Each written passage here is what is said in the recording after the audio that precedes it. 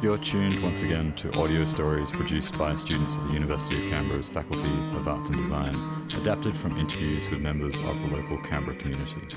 Episode 9.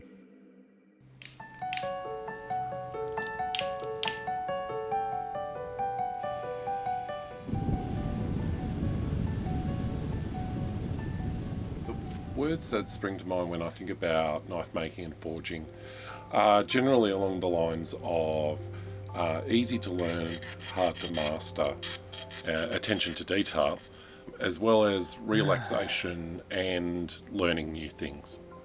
What drew us into the knife making community was watching Forged in Fire on TV. We watched quite a number of episodes, and then we thought we'd just do a simple Google and see if you can do anything like that in Canberra. And that's where we found the Thaba Forge. They do knife making classes and they make other things. So we went out there for a visit, looked at the forge and where you learnt, and did a couple of classes. And after I'd done a couple of classes, I liked it so much I decided to buy the simple tools that I needed to start making knives myself. The favourite part of making knives is when I'm shaping them from the original shape, when I'm putting the handle on and shaping the wood, and then the final part when you oil the wood and you see all the grain come out in the wood and you sharpen it, and then you've got a finished product and you know you've made it all yourself, and at that point you just feel like you've accomplished something.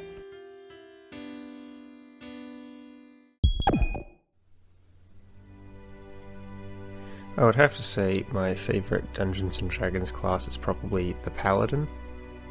They're really the best of both worlds, they're like a martial class, they get to swing a sword and wear big heavy plate armour and have a giant shield, but they also get the benefit of being able to cast spells. So my second favourite class is probably the Wizard, because they get a lot of different spells. They can cast, they get fireballs and lightning bolts and all that sort of thing, but where the Paladin stands out is that they get little bits of the magic, but the way that they use magic ties in very well with their fighting ability. So there is something like an Eldritch Knight, which is a fighter that can cast spells, but ultimately they are just a fighter that can shoot firebolts, really. Whereas a Paladin is a fighter who can use their magical abilities to enhance their fighting capabilities. Like they get abilities like Divine Smite, where they can add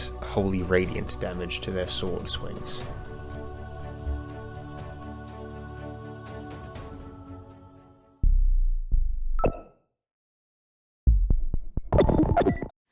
I'm passionate about, at least to a large extent, analog cameras, specifically older ones, vintage cameras.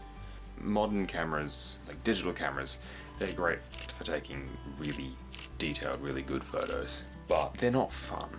You're not fighting it, you're working with it, you're getting it to take the greatest photos you've ever taken on a digital camera. But you come home, you process them, you go away, and does that photo actually exist? Did you take a photo, or did you compose some pixels together and we can't really hold it? So analog photography offers that. So when you photograph it, you process it all, you have a physical image. Out of the favorites that I own, it's my Nicomat FT of 1965. It's my favorite because it's really nice mechanical condition. It's a bit beaten up, which gives it a good bit of character. Fully mechanical. There is electronics in there, but it's a light meter. It's only for the light meter, and it's just a nice, easy to use camera. Probably the best camera in here, definitely by industry standards, is my Nikon F2, which is the successor to the F. And they have titanium shutters, all kinds of features, interchangeable lens, viewfinder back, even the shutter button's interchangeable. It can fit a motor drive on the bottom. The light meter head I've got on the top is one of the most sensitive light meters built up until I think the 2000s. So it's a very capable camera. It can do a lot. Well, something I'm passionate about has always been writing. Writing has always been my kind of refuge, a new world of boundless possibilities and emotions. I find it's like painting with words, capturing moments and breathing life into characters. Every blank page is like an invitation to explore, create, and follow my dreams. I remember the first story I ever wrote. I was young, very young. It was dark and moody, exploring all kinds of places no 12-year-old could ever know. My teachers obviously encouraged me to continue using my talent with words, and I have. Because that feeling of crafting an entire world that is my own is as close to magic as I could get. Over the years, writing has held the power to heal my wounds, to deconstruct the world, and to share my deepest parts of my soul. It's my kind of way of making sense of this chaotic, beautiful place. When I'm at my desk, I'm not just writing. I'm exploring new realms, experiencing my countless lives, and diving into the human condition. You see, writing isn't just a passion. It's like the arms of a hug, the heartbeat of my existence. And through particularly crafted words, I hope that one day I can touch the hearts and minds of others.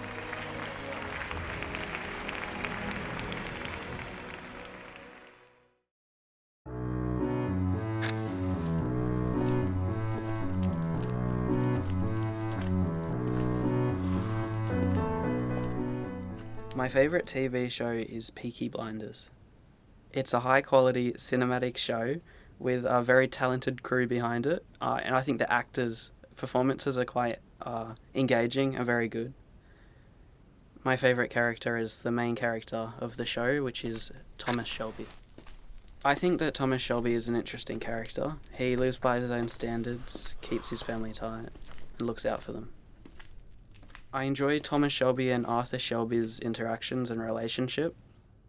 My favourite antagonist of Peaky Blinders was Luca Changretta. I enjoyed his opposition with Thomas Shelby and how he tried to take over Birmingham, where the Peaky Blinders reside. Having Peaky Blinders set after World War I is quite interesting. I think that they use it as plot points and to build characters. I think the set design matched the time period of Peaky Blinders. It's what I would have imagined the 1919 to be like. My favourite season of Peaky Blinders is the last season because I enjoy how the show ends, but no spoilers.